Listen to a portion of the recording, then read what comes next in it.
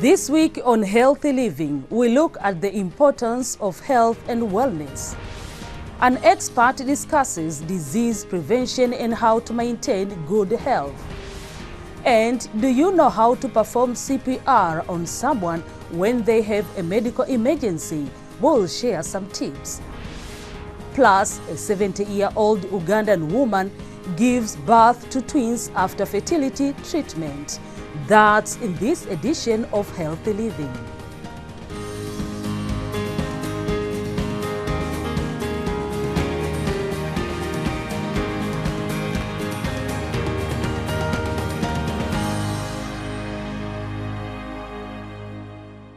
Hello, I'm Kamiti Kibayasi. Thank you for joining us for another episode of Healthy Living. Wellness is important in our daily lives so that instead of just surviving, we should be thriving.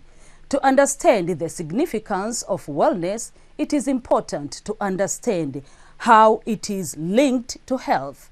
According to the World Health Organization, WHO, health is defined as being a state of complete physical, mental, and social well-being, and not merely the absence of disease. Expert says exercise and plant-based diet with less fatty meat can help prevent diseases like hypertension. According to the Mortality and Causes of Death in Namibia 2018 to 2021 report, hypertension accounted for 8.8% of deaths in 2020. Vitalio Angula has the story from Windhoek, Namibia.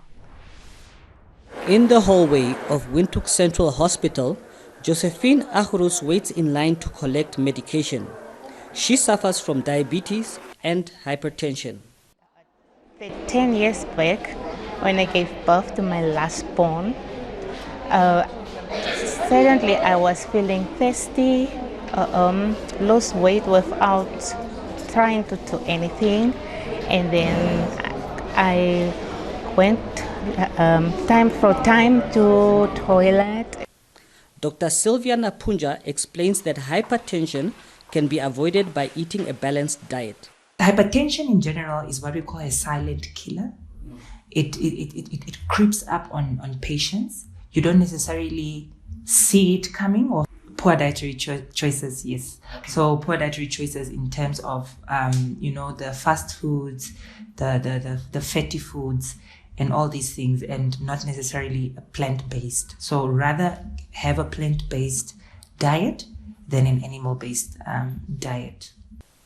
Dietitians at the local state hospital say that budget constraints can limit the availability of healthy food for patients. In Namibia, where food prices are relatively high, many people cannot afford to eat healthy.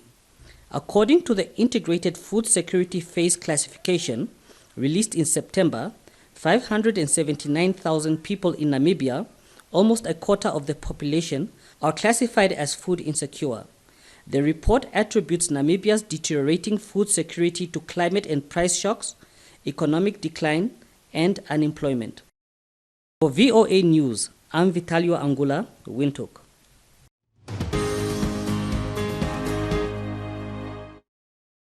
Dr. Amina Haruna Bature is the Senior Registrar Neurologist, National Hospital, Abuja in Nigeria. She discusses how to prevent diseases and maintain healthy habits. Take a look. Heart attack has signs which some people are not very familiar with, but it's very common. Heart attack is seen in people that usually have hypertension, diabetes, and other diseases. So sometimes it may just present as neck pain, but most commonly it's chest discomfort. The person will feel as if there's a big load or heaviness on the chest. Sometimes it just be neck pain, or the chest pain usually is on the left side of the chest. Sometimes it might just be central. Sometimes it might be on the left, sometimes on the left shoulder, sometimes the right shoulder. When you see the person having chest pain, sweating, feeling dizzy, vomiting, feeling like vomiting if he doesn't vomit, is a sign of heart attack. Ways to prevent a stroke or heart attack is for you to know what conditions you have by regular checkup. People don't know they have hypertension. They don't know they have diabetes. They don't check to see. At least once a year, one should get a full medical checkup. Check your blood pressure, check your sugars, check your lipid, cholesterol level.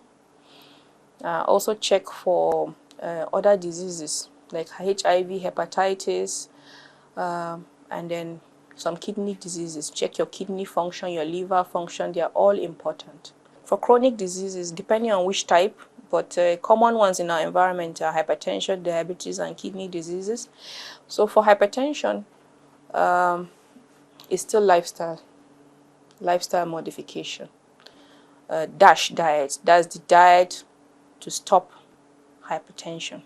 What it encourages is for you to eat more of vegetables and fruits, less of carbohydrates. Protein should not be one that contains fats in it. That's a lot of fats, like oily fish or chicken that has a lot of fat on it. So you have to avoid it.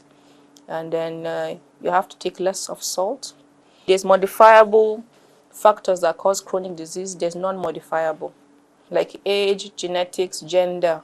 You cannot change those things. But for the modifiable, lifestyle, diet, exercise, stop cigarette smoking, stop alcohol intake. It's very important. Incidents of health emergencies occur all the time among the communities we live in. As a result, we asked some residents of Abuja in Nigeria if they know how to do an emergency procedure CPR that can help save a person's life if the breathing or heart stops. Here is what they said. No, I've not actually done it to maybe a victim who was grasping of free air, but I've witnessed it. I've witnessed when it's like a precautionary first aid to revive an individual who is maybe have lost air or who is in a fainting mood, who had fainted. I learned a while ago, but I don't think I've ever tried doing it on anybody. But I have an idea of how to do CPR. As we all know, CPR is an emergency situation. It's a first aid technique we use for emergency situations. For example, when somebody has a heart attack or when somebody is almost drowned in water. So there's the hand-on CPR and there's the mouth-to-mouth respiration technique. The hand-on is usually the most effective for those who suffer heart attack because basically the person is losing air. So you need to help them pump blood. And that's hands-on. So that's where you applying pressure on their chests rapidly, as fast as you can, before medical aid is rendered to that person. Meanwhile, our Health Living camera visited one of the emergency services center in Washington to learn how cardiopulmonary resuscitation CPR is performed once a person has a medical emergency that includes respiratory failure. So today we're going to show you how to do a simple hands-only CPR that can help save life. Before we do that, there are three things that we like to talk to you about that you need to do to make sure that the proper help arrives at the appropriate time. The first thing we ask you, and for you to be safe, and the first thing we ask is before you jump in to help anyone that you have seen that is in need or stop breathing, first check the scene to make sure that the scene is safe for you to jump in so that you yourself don't get hurt. The second thing we ask you to do is to check to make sure the person is not sleeping. So you're checking for responsiveness. The two ways to do that is by tapping hard on the shoulder and asking, are you okay? Are you okay? The second way you can check is what we call a knuckle rub. You take your knuckles and rub it right across the center of the chest. If either one of these techniques does not wake or bring the person to responsiveness, then the next thing you're going to do is call 911. When you call 911, you're going to tell 911 what you witnessed, where you are, give them as much details as possible. as you tell them where you are, try to give them landmarks if you can't give them physical address, but as much detail as possible. You're going to yell out for someone to go get an AED. You're going to put the phone on speaker, and you're going to lay that phone on speaker next to you in case the operator want to ask you more questions or you want to give them feedback. And then the next thing you're going to do is rip off the clothes on the person that you're trying to help, because you need skin-to-skin contact. And make sure that they're on a flat, hard surface. So if they're in a bed, move them out of the bed onto a hard surface. Find the center of the chest. The way you find the center of the chest, or one or two ways you can do it. You can run your finger across the nipple line to the center to get to the center of the chest, or you can run your fingers across from the armpit to the center of the chest to determine the center of the chest. Once you locate the center of the chest, you're going to take the heel of your hand. I usually use my less dominant hand and put on the center, and then use my dominant hand to support. Once I do this, I'm going to start thinking about this beat, because we're not going to count. We're just going to think about beat. Our goal is push hard and fast.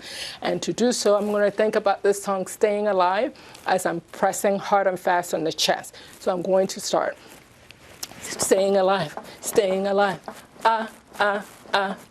staying alive, staying alive,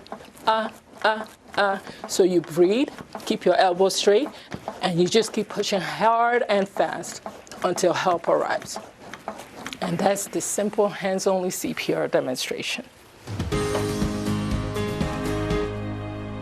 A 70-year-old woman in Uganda has given birth to twins after receiving fertility treatment, making her one of the world's oldest new mothers. Namkwaya is not the oldest mom, as a 73-year-old woman in southern India gave birth to twin girls following IVF treatment in 2019. But she's not the oldest woman to deliver a baby at the hospital, whose founder is a prominent gynecologist in the East African region. Dr. Isaac Chebet explained that the new mom did have to use a donor egg, but that all tests had shown she was otherwise in good health. The hospital, we also believe that age is just a number, but we have to go ahead and do the assessment. We started by doing the basic things. Number one, assessing her pressure. We have been monitoring her pressure all through, and it has been a normal pressure. Number two, we looked at also her sugar levels. Her sugar levels have been relatively normal. We went ahead and assessed other organs, the liver, the kidneys, and we noticed she was okay. She didn't have any issues maybe with the back, so we noticed that she's able to carry the pregnancy.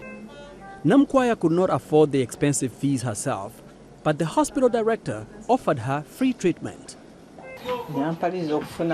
What inspired me to give birth at my advanced age is that I had failed to conceive during my younger years, and I had no children of my own until I grew old. All the children I kept raising over the years, I had none, and when they grew up, they left me alone. That is why I decided to look for my own children. Namkwaya's niece, who is named after her, is helping to look after the children amid reports that the new mom's partner is no longer living with her. At first, I didn't believe it, and it took me a long time to believe that she could get pregnant and give birth. And when they told me, I didn't take it seriously. But when she had the first child, then I started believing that she could now do it. The new mom admitted that her life hadn't been easy so far, but said she believed God will take care of her little family. Namkwaya explained that the government had bought some of her land. She said she planned to use some of that money to start up a small business to provide a living for herself and her children. Thanks for watching Healthy Living. For the latest news and coverage, stay connected to Voice of America at voaafrica.com. You can follow me on X at MkamitiVOA. That's our show for today. Until next time, stay well and strive to make every day a healthy day.